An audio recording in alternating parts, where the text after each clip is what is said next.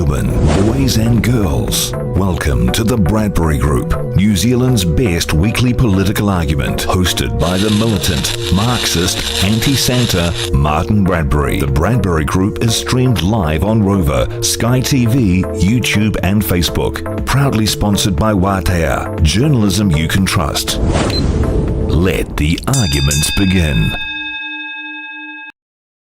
Kia ora, Aotearoa. The true demarcation of power in a late-stage capitalism, liberal, progressive democracy is the 1% richest plus their 9% enablers versus the 90% rest of us. Welcome to the Bradbury Group, New Zealand's best weekly political argument. I'm your host, the editor of the daily blog, Martin Bradbury. Bomber to my comrades, Mr. Bradbury, if you're nasty. My pronouns are us and we. Coming up on this evening's show, the political panel all-stars tonight are former Attorney General and National Party Cabinet Minister Chris Finlayson and New Zealand Herald columnist Shane Tapo. Tonight's 1 on 1 in 10 is co-leader of the Māori Labour caucus, Willie Jackson, to discuss the deepening rift between Labour and Te Pāti Māori over Doc's sectarian comments. Shout out to Kiwi Skirt for moderating tonight's YouTube page. Good evening to all the Bradbury Easters online watching right now. Your comments will appear on screen as we go out. Shout out to our Wātea Facebook, Rover and Sky TV whānau.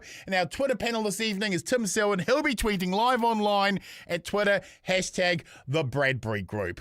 Before all that, however, is this week's War on News. Brothers and sisters, right after appearing at last weekend's New Zealand First Conference, Stuart Nash decided to appear on the platform with Sean Plunkett to define what a woman was. The platform is the leading reason why uncles wearing MAGA hats don't get invited to Christmas lunch anymore, so why the Nashie thought this was a smart career choice is as bewildering as his answer to what a woman was, which amounted to a pair of breasts and a vagina, but far more crass. The backlash to the Nashie was extreme and immediate. He resigned from his job selling gold visas to rich foreigners, and he had to stand down from the Taxpayers Union for being too sexist, which is a bit like being forced to leave Hobson's Pledge for being too racist. The Nashie got the bashie for the platform gender fashy. No more grifting for New Zealand First Cashy. Bye-bye, Nashie. Talking of dicks, this is first-time National Party MP Carl Bates, who came under fire last week for not declaring 25 properties in his disclosure to Parliament. Now, I'm not sure how rich you need to be to forget 25 properties, but it was his social media post on the issue that raised eyebrows after he confessed to leaving these 25 properties off his disclosure because one fervent supporter praising him for being so great turned out to actually be him. Not only does Carl forget he owned 25 properties, he also forgot who he was and posted praise about himself without realising he was still logged into Facebook and everyone else could see it was him who had posted the self-loving praise. This is a bloke who didn't forget to vote for taxpayer-funded loopholes for wealthy landlords that directly benefited him. He just forgot the 25 properties and his praise of how great he is for owning those 25 properties. This is a government for the landlords, by the landlords, and in the interest of the landlords. And finally, in this week's War on News, research out yesterday shows that Australia's future warming from climate change will be so intense that heat-related deaths will increase by 444% in Sydney, 423% in Darwin, 335% in Townsville, 312% in Perth, and 259% in Melbourne. 20 million Australians will be impacted by rising seas, and costs per year from extreme climate change could rise to 40 billion annually by 2050. Brothers and sisters, we're all going to die on a burning planet thanks to the lies of the petro-industrial complex and their polluter mates. To quote the great warrior poet oracle Mike Hosking, happy days. The political panel all-stars up shortly, whānau, but first, this week's 1 on 1 in 10 with co-leader of the Labour Māori caucus, Willie Jackson.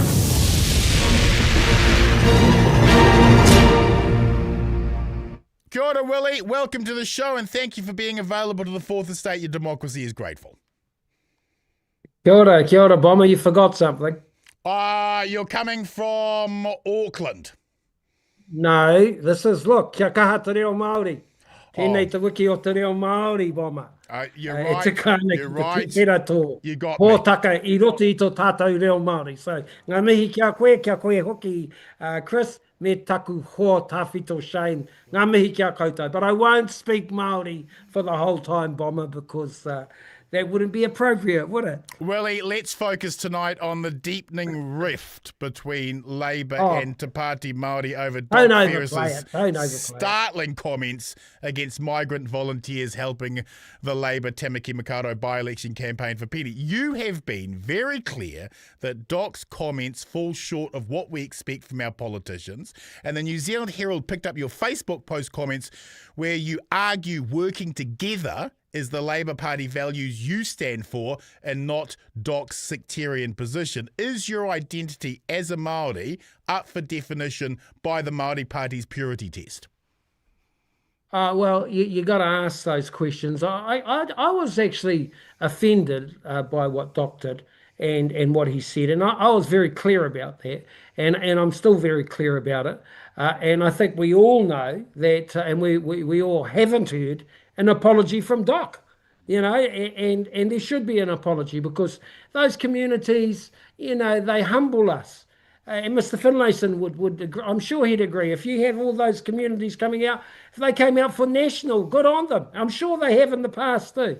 They come out for Labour. Here's the thing that Doc and them forgot. They all came out for Hone Harawira, Bomber. Do we remember when Hone Harawira set up the Mana Party? Yes. They all came out for him. Yes. And we had a German running the Mana Party.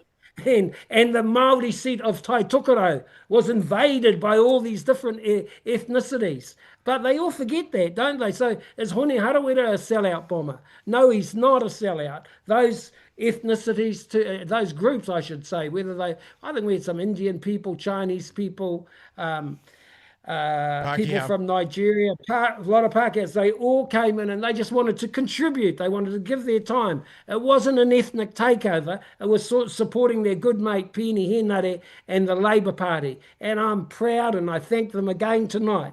And I apologise to them when I run across them because they were upset, they were offended. Yeah. Kotahitanga is not just about Māori.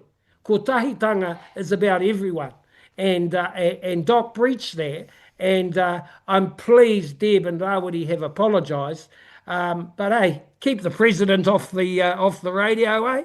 I mean, what on earth was that today? Week after week, this government attacked the treaty, and the next generation of Māori through immersion education have grown up knowing they have never ceded sovereignty, know the real history of the treaty, and they won't put up with being second-class citizens of their own country.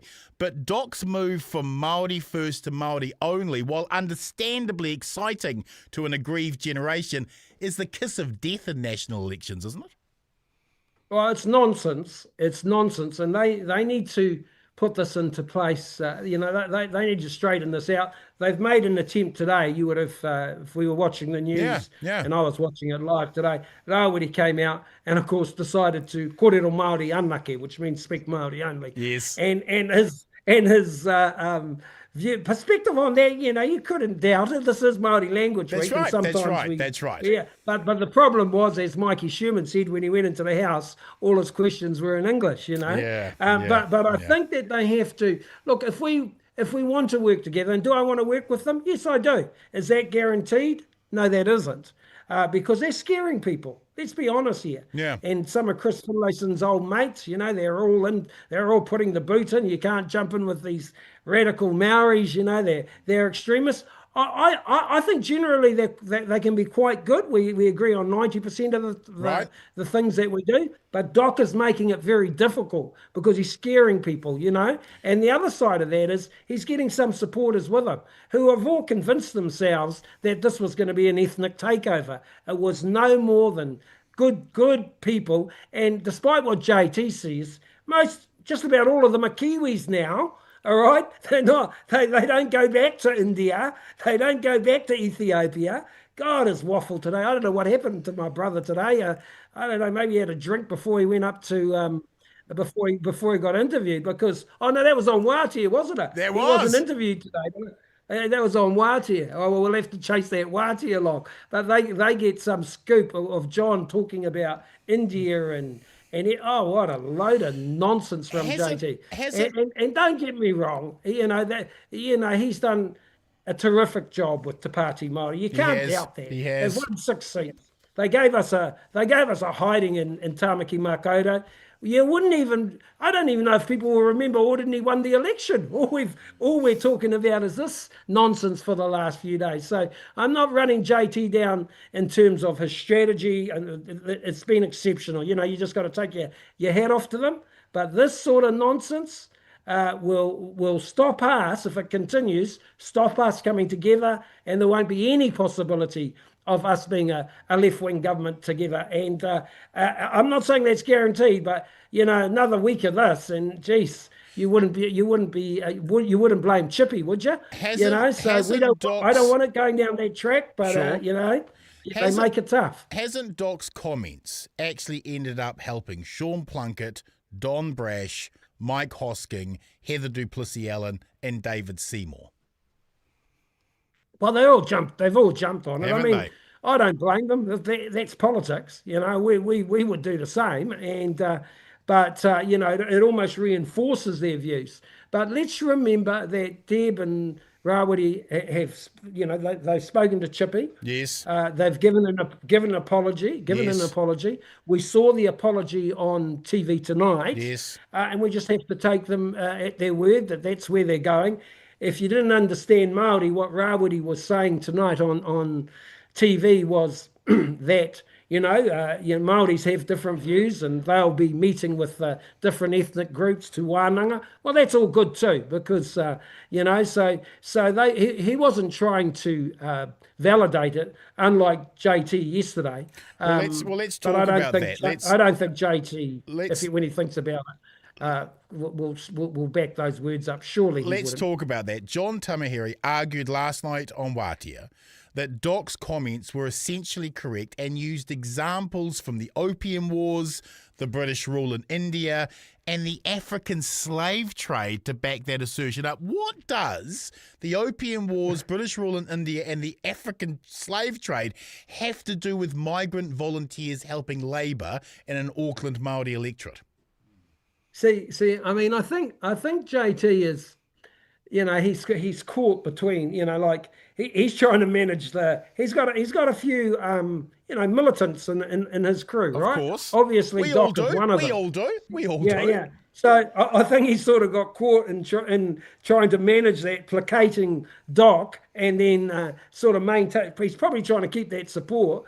And I've also a bit of a slap on the hand, but that doesn't work well, because the media just jumps on that straight away, and it looks like you've got a maniac as the president, and which he is not. I mean, he can be every now and then. JT can, how he is. He's this mix of brilliance, and Shane knows better than anyone else. There's this mix of brilliance, and then there's the other side, and we saw the other side yesterday, and I'm sure John knows that he was wrong. Otherwise, he would have followed it up in the media today. So I think it's best we just ignore that, because JT is obviously going to play a key role going forward if we're going to if there's going to be some sort of partnership going forward. How badly has this commentary from Doc impacted Te Pāti Māori? Because they should be, as you argued, they should be celebrating their by-election win, but instead they've been in damage control for the last fortnight, and recent polling shows Te Pāti Māori took an enormous hit in the polls in the wake of Doc's comments. See, there's a different mix of people who support Te Pāti Māori, right? So you do have an extreme crew in there, but then you have a young crew who they've woken up. Then there's a lot of our age group, Shane Tapo and myself. A lot of them are old Māori Party supporters, Yeah. And I think a number of them would have come out for Ordinary on the 2-for-1 message, but they'll lose a number of those sort of, people who are pro-Māori but not pro-stupid, and there's a lot like that, you know. So they will damage their own support base. I know JT thinks they're invincible at the moment because they've got 6 seats. But one thing I know in politics, and we all know, is things can change real quick. You have worked. Ask Winston Peters, who had all the Māori seats won. Exactly. You have worked all your life in unions and have always argued that Māori and Pākehā need to work together to fulfil the promise of the treaty. How does it feel seeing Doc undermine that solidarity?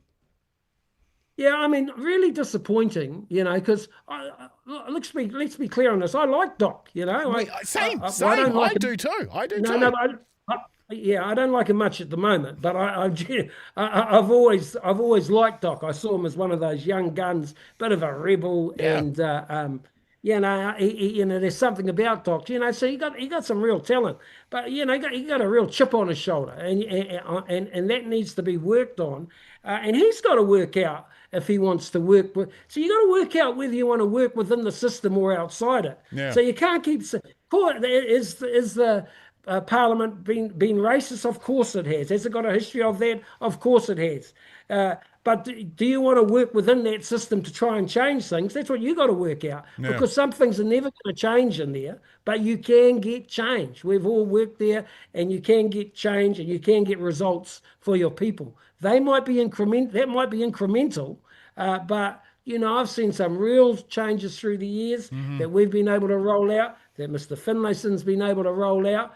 Makes me proud when I see that type of stuff. So I don't just give up, but some of them just want to tip Parliament over. They say it's a total waste of time.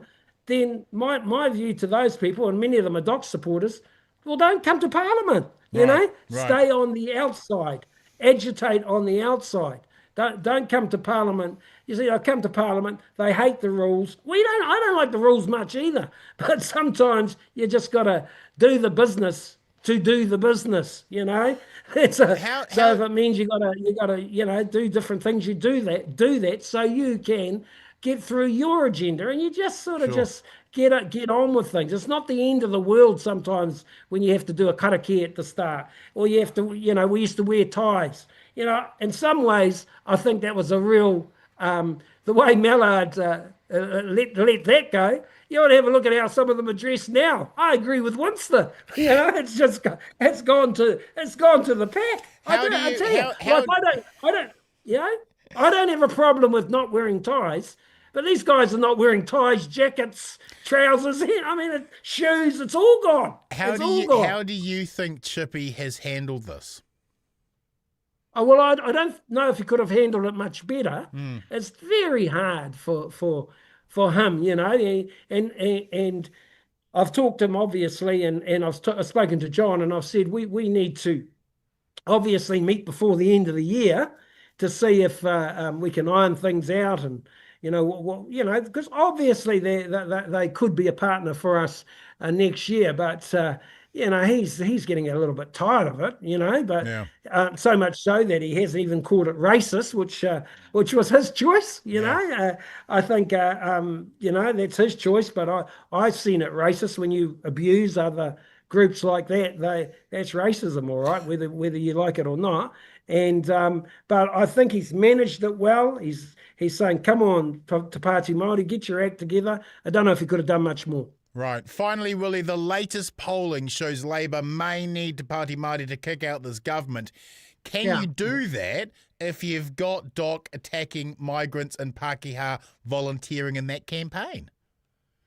Yeah, well, I mean, I know the polling is, look, let's get real. It's, you know, we're no certainties in terms of government. There's a long way to go. It's 50-50. It goes either way. That's been the case over the last 6 months. So, you know, I'm not forecasting anything at the moment. People's getting all confident with us. Things can change in a week, you know. So who knows where we're going to be in 6 to 8 months? But certainly we ain't any certainties. If you're looking at the election, you just say it's a 50-50 call, you know, and there's a long way to go. Can we work with Te Pāti Māori? Politics tells us, history tells us that anyone can work with anyone. All right. I was part of the alliance. and Jim Anderton in 97, 98, he said he just wanted to do violence to Helen Clark. He became the Deputy Prime Minister. You go through life, who would have envisaged that the National Party would have done a deal with those radical Maoris, in 2008? Yeah. Well done to John Key. I thought, brilliant. Yeah. And don't tell me, I'm getting sick of this nonsense, or they were a very conservative crew. No, they were not. They certainly got I'm glad Mr. Finlayson's acknowledging this.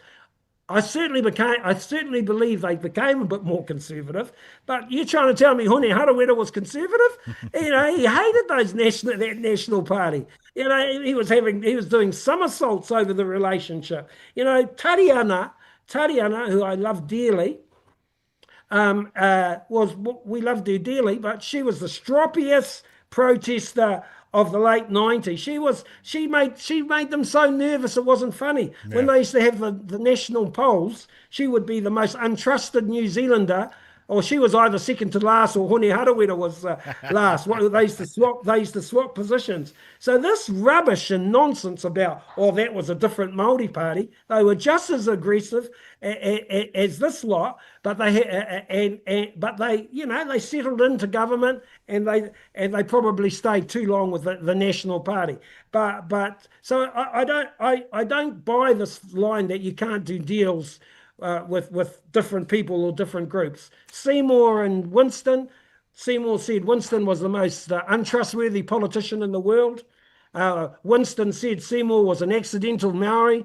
I mean, for goodness sake, now they're in cabinet together. So history tells us, politics tells us that people from all different areas can do deals together. And of course, there's a long story about Winston and Jim Bolger. So that's why I say to people, don't panic. Let's just see where we go. The Te Pāti Māori leadership is showing, they're showing the way, and let's hope they back that up.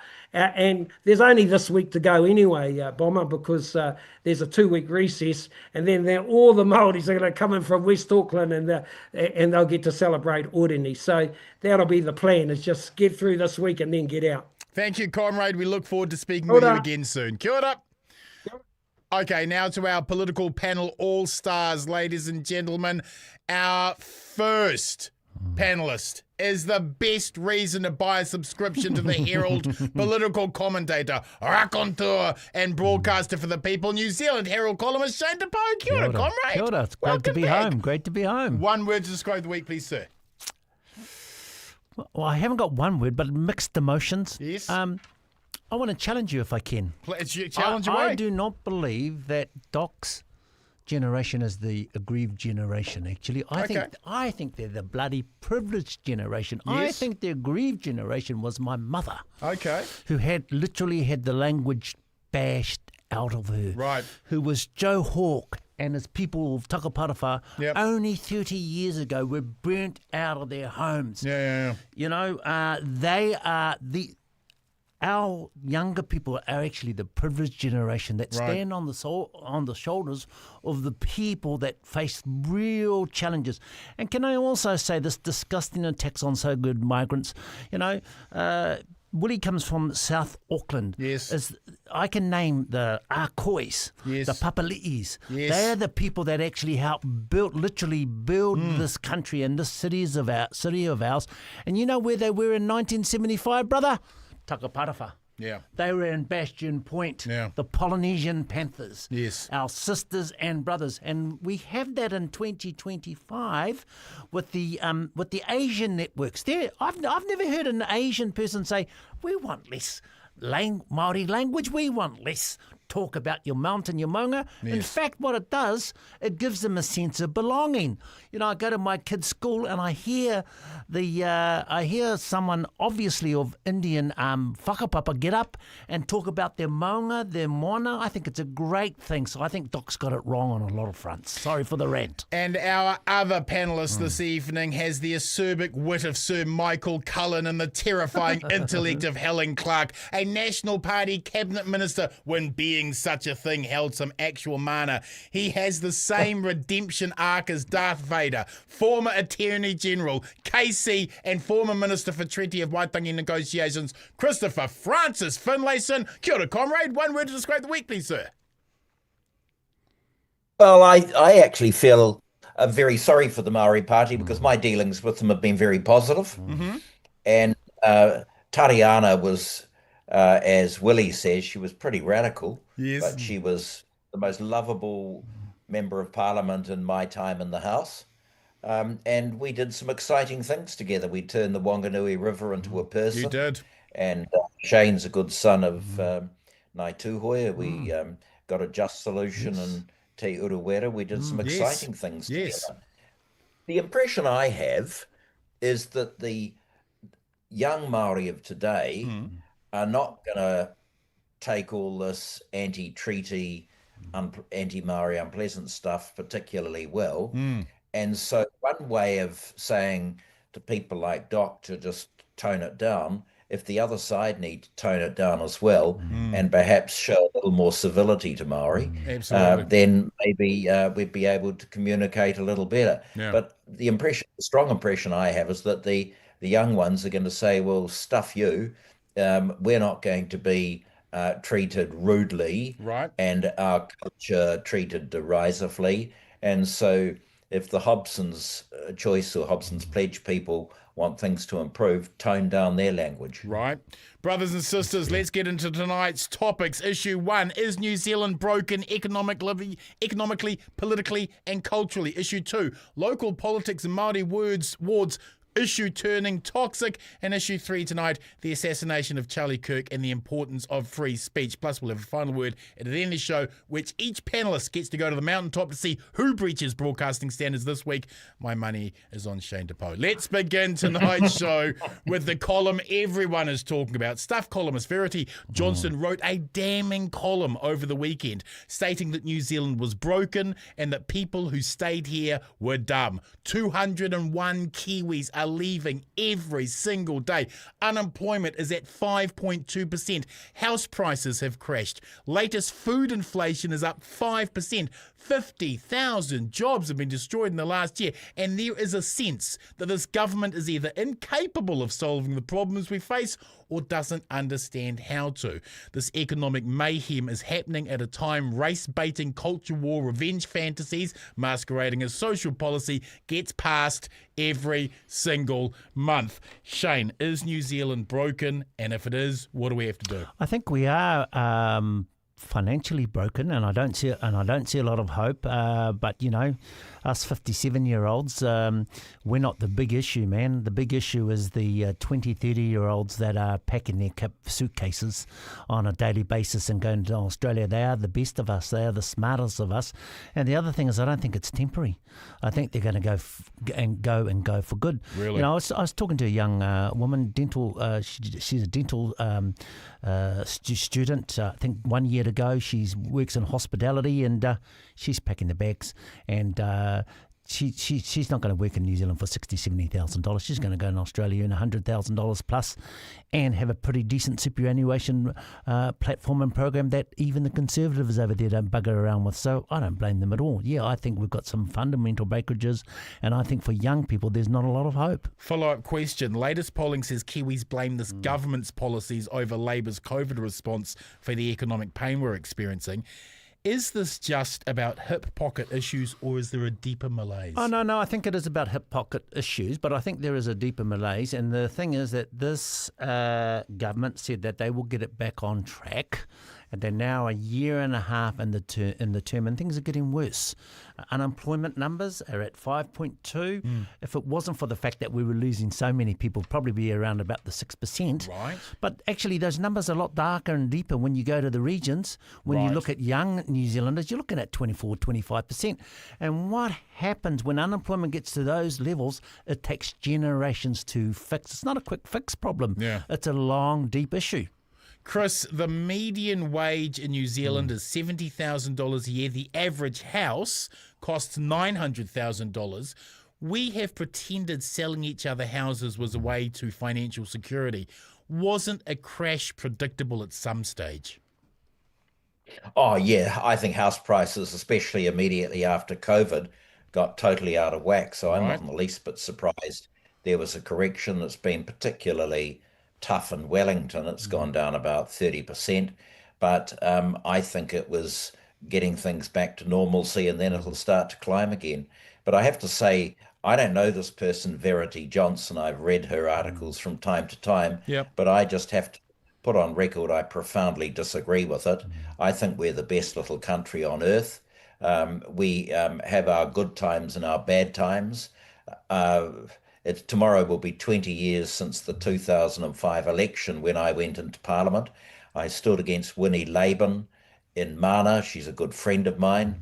I got my head kicked in by her, but she always did it with a smile. And I enjoyed my period in Parliament. We had lots of challenges.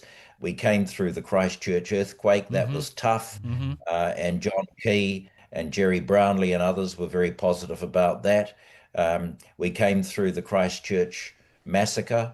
And I have to say that Jacinda Ardern's leadership at that time impressed everyone.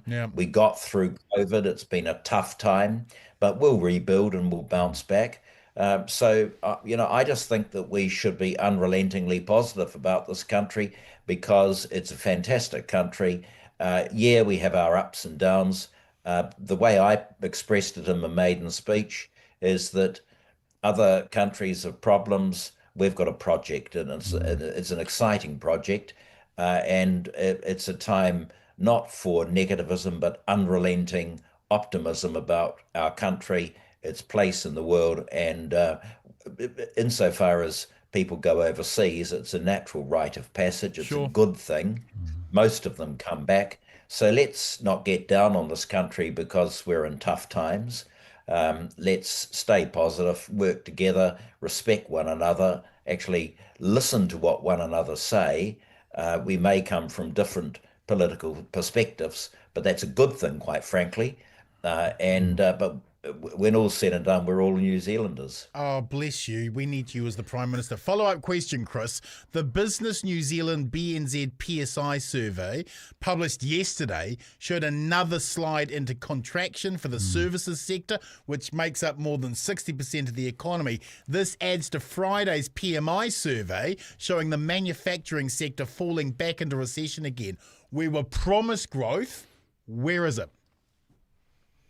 Yeah, your question's a very interesting one because John Key always used to say to the caucus, look, and I'm sure that Labour said it to their people, we can blame the other lot for 3 years, and after 3 years, it's our problem. But the window of tolerance seems to have got a lot shorter, and so people are starting to say, well, you guys said in 2023 you do X, Y, and Z. We're 18 months to 2 years in. What have you done? So people are expecting a quicker response, a more decisive response. And some of the poll results would indicate that people are losing patience. Yeah. Shane, we are seeing a global dismantling of democratic values and the rule of law in favour of authoritarian leaders and vilification of minorities. What can break that cycle? Well, I have been critical, and I don't want to take back my words because I think that people of Chris's generation and my generation have had it pretty blinking good. We're by and large we're home owners. We had a free tertiary education. We're not sort of burdened by that debt, where I think younger people have had it very tough, and we've been the benefactors of their misery. But, I've travelled a lot over the last 2 or 3 years. I spent a lot of time in Europe over the last 5 months. I went to the States for a lengthy period last year. Just come back from the UK. Yeah, some of those countries are fundamentally broken. I think there's a lot more hope for Aotearoa New Zealand. And when I talk to young people, as I do because I've got young kids, they do give me hope. I think there's a level of moderation and understanding there and dialogue. And I think they'll do, quite frankly, Martin, I think that your daughter and my daughter are going to do a better job than we have. Oh, preach, let's hope. Chris, with the economy hurting as badly as it is, does it make sense to keep race-baiting Māori, punishing those on welfare and kicking out state tenants as a means to keep political favour? Yeah, well, I don't think it's any secret that I'm what you'd call Liberal Conservative or a One Nation Conservative. Yeah. And the National Party's always had very good links with Maori over the years. And I said on this program a couple of weeks ago, Jim Bolger was confronted by John Banks and others about treaty settlements. Why are we doing this? And we've got no votes for this and blah, blah, blah. And Jim Bolger simply said, well, I'm doing it because it's right. And so there's a strong tradition of that social justice element in the National Party. So why are they doing it? I am simply blowed if I know. It does nothing for this country. It diverts people from the issues that really matter. And they disgust me. Quick round to both of you. The promise of a democracy is you can look into the face of your kid and know they're going to get a better deal of it than you did. Is that promise still valid, Shane? No, I don't think it is, mate. I think that our young people in the next generation are going to do it really tough. I think that home ownership, which comes with security, is almost unreachable for them. You know, in most countries, you're going to spend probably 2 to 3 times your yearly income on a house. We're looking at 9 to 11%, even with the 9 to 11 times your income, even with the so-called crash. And I think we really underestimate the debt, the lifetime debt that many of our young people have as a result of student loans. On top of that, low wages and a superannuation platform that's been stuffed up since the 70s that really doesn't give them much of a future. I really worry for our kids. Chris, are we living up to the promise of democracy? Oh, yes, I think so. And in terms of the young ones coming through, I've been very fortunate to teach part-time at Victoria University this year, a course called Private International Law. And I finished my lectures today. I said to them, they're the nicest bunch of people I've ever worked with, super bright.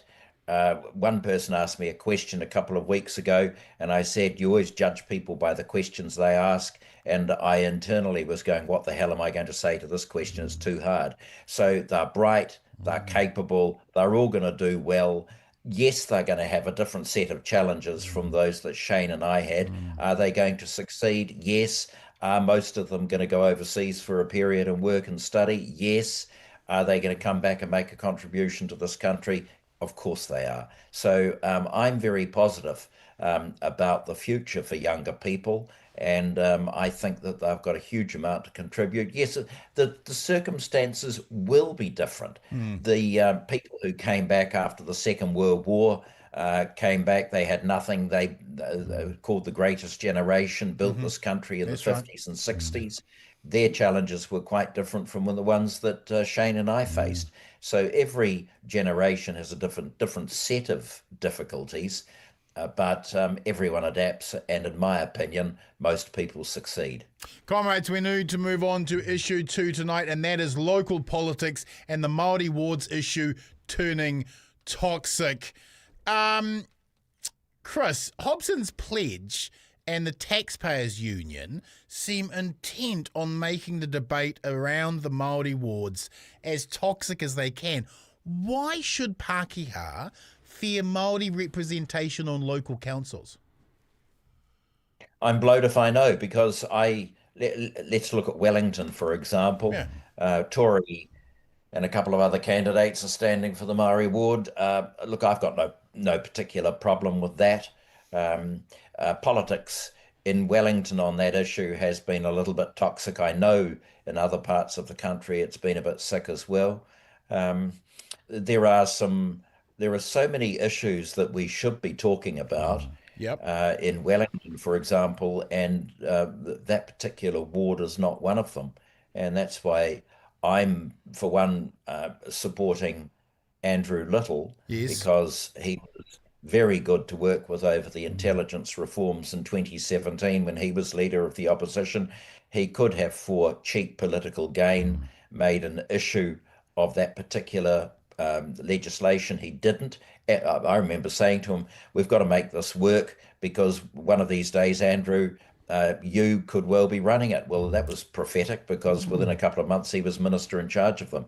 So we need that kind of person leading the Wellington City Council so that we can get away from some of this divisive stuff and concentrate on the issues that matter about restoring Wellington to its rightful place as a major city in the country. So I've diverted a little bit, but the discussion about Maori wards is just so pointless, so old hat, and who really... Is it the most important issue facing cities at the moment? Well, not in Wellington, it's not. It's amalgamation, it's better services, it's creating less toxicity around the Wellington City Council table, and issues like that. Follow-up question. Better Wellington, a Ray Chung adjacent support group, called Rebecca Matthews, and I quote, one of the mental, extreme, communist, trans-loving Green Party retards. How is rhetoric like that making Wellington better? Well, it's doing nothing, and frankly, they should be disgusted. They should be disgusted about the comments they made about Tory.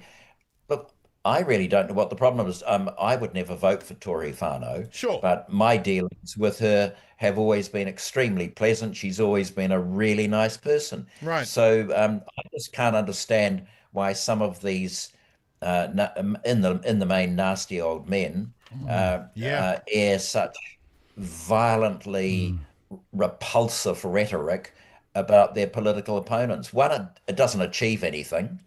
Two, it's hurtful. Yes. And three, it just turns off so many people. So exactly. I have no idea, Bomber, why these people are talking like that, because they disgrace themselves and they let the whole side down. Preach. Shane, local elections are run by two private companies in New Zealand who do the cheapest service for the least cost. Is it time to take them back and run them through the Electoral Commission? Yeah, I think we should run them through the Electoral Commission. The other thing is, I think we should allow as many voting platforms as possible. I think we should have online voting. Hey, I did it for the Tamaki Makaurau by-election. I voted basically online. I had to jump through a few hoops and a couple of hurdles, but I did that. And I think we should just make it as accessible as possible.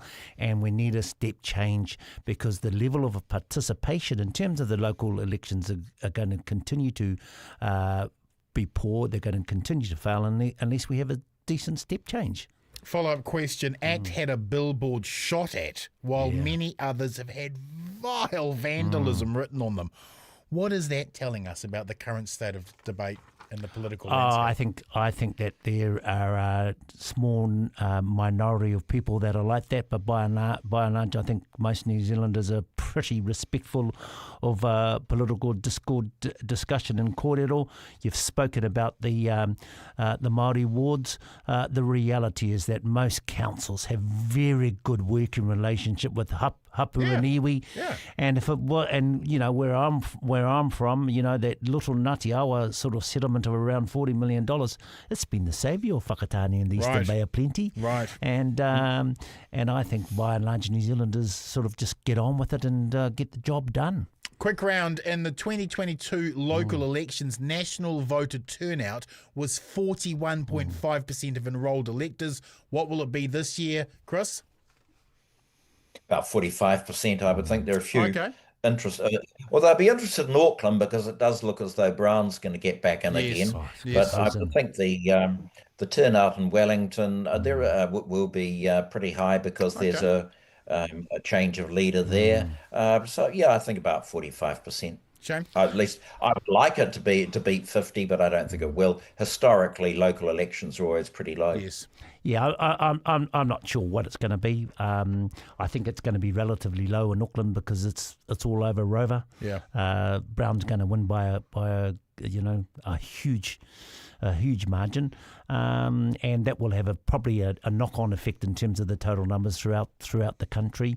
But I just think that we've got to look at different ways of engaging people in local body politics. You know, I used to come from the old school that it was boring and I didn't care about it, but actually it has a huge impact on our daily lives. You know, it's something that we've got to become more interested and more connected with.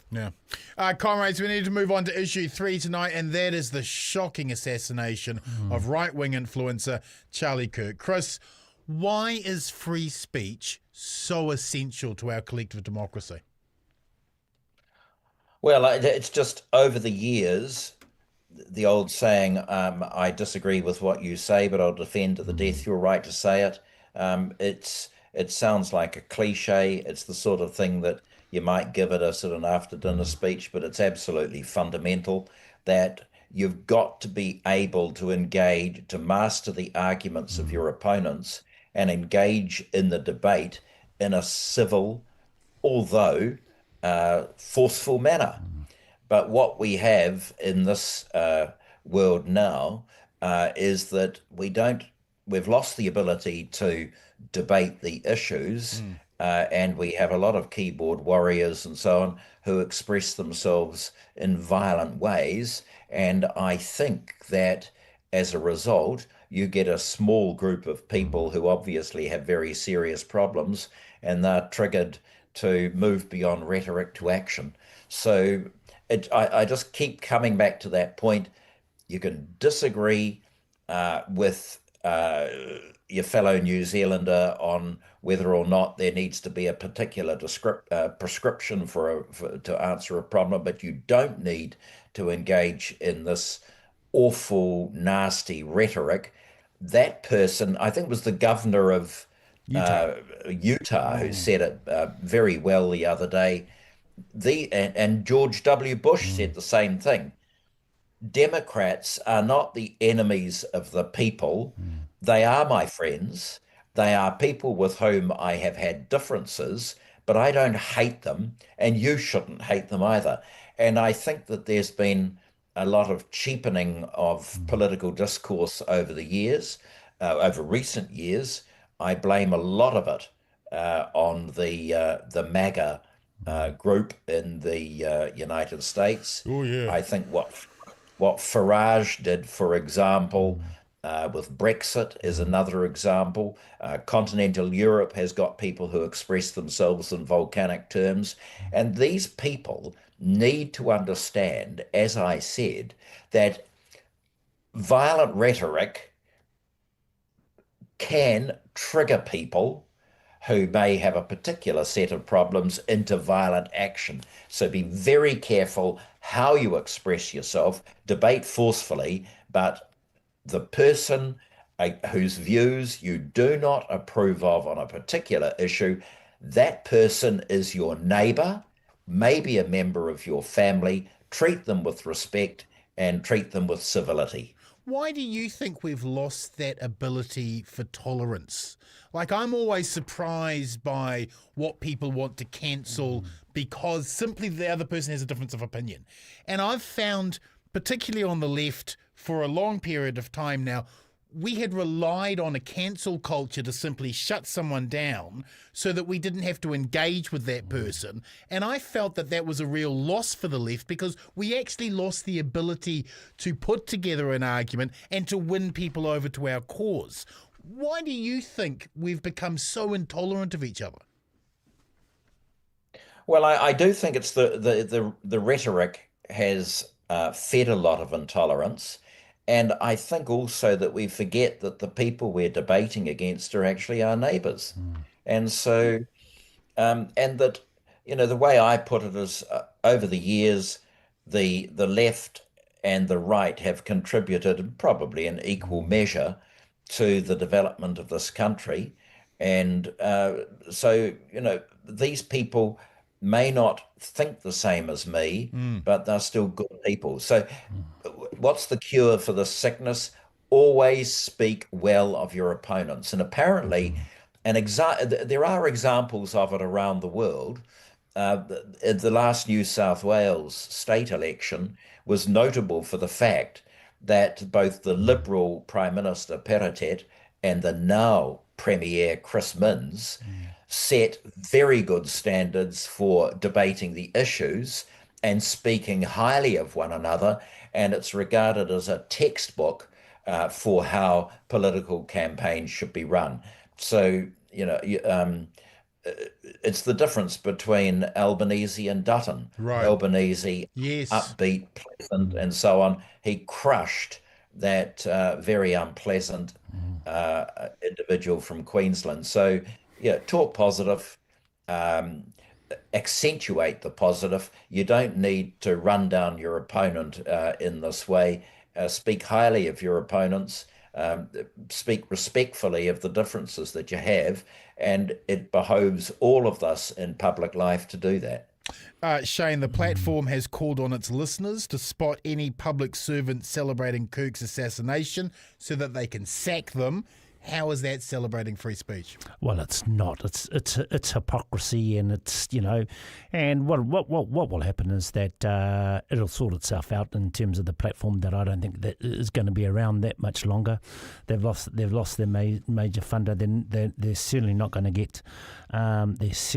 get advertisers behind it, and I think it'll be sort of the beginning of the end for them, and the hypocrisy of it is startling. But I do really fundamentally agree with Chris. I spent a bit of time in the States last year, and I was in sort of hardcore mega territory. But when you actually sat down and you had a good kōrero with some of those folks, the issues that they're confronted with are the sort of issues that we're confronted with. Right. The fact that folks at my age there and the people I was talking to owned a house, but their kids don't. That they pay their medical bills. That they're really worried about job loss and the lack of career opportunities. So actually, we do have a lot in common, and I think it's those common issues that we can sort of build a community sort of united front, and civil society, a civil society. And I don't know, and I don't really think in Aotearoa New Zealand we have lost it. I think that we can sit down and we can have a good kōrero, we can disagree, but I don't think that we're fundamentally, culturally and politically a fractured society. I don't think we are at all. Follow-up question. President Trump has already blamed the left for this assassination, and today suggested designating left-wing groups as terrorist organisations. What happens next? Well, exactly. And even those basic facts, we don't know what they are, and really, do they matter? I don't think they matter to him. No. I don't think they matter to me. Whether it was someone from the left or someone from the right, I was not a fan of Kirk, but I certainly don't celebrate his death. Yes. And I mourn for his children. But the Americans in a very different space than what we are, and I think maybe it's a little bit of naivety, or we're a bit secluded down here. But I think we've got a lot in common in our country, and I think we're still fundamentally able to talk to each other, which is a good thing. Comrades, we need to wrap the show with a final word. Chris, your final word this week, please, sir. I just I've thoroughly enjoyed tonight. The final word would be what I said. It sounds a bit sort of Pollyanna-ish, but I think it needs to be said. It does. The people you're debating with are not your enemies. They don't need to be destroyed and ground under. They're your neighbours. So master their arguments, and as Shane said, sit down and engage in the debate with the same intensity, bearing in mind you're dealing with another human being. You're not dealing with enemies of the people and things like that. Awesome. Thank you so much, Chris. Shane, your final word. My final word is I think that participating in your local body elections is critical. It has a huge impact from the minute we wake up. We turn on our taps, we wash our face, we have our shower, we put out our rubbish. We ought not to underestimate the impact that local body politicians have on our lives. And it's only once every 3 years we have a real say on the direction and who the decision makers are. And we should get out and we should vote. Preach. Thank you, comrades. And now to my final word. Brothers and sisters, in the West, we whakapapa to an Anglo-Saxon democratic tradition with values that date back to the Magna Carta. Over those 1,000 years, those values shaped by Catholic, Protestant, Whig and Tory protagonists to create sacrosanct principles that are the bedrock upon which we built our democracy. The rule of law, an independent judiciary, freedom and liberty of the individual, contract law, no taxation without representation, and free speech. whatever you think of Charlie Kirk and his incendiary rhetoric, free speech is a paramount value that cannot be attacked in this despicable manner. I will not celebrate the death of Charlie Kirk because that is ghoulish and the principle of free speech is too important. But equally, I'm not going to pander to martyring him as a free speech hero either. He was protected by free speech. He wasn't a champion of it.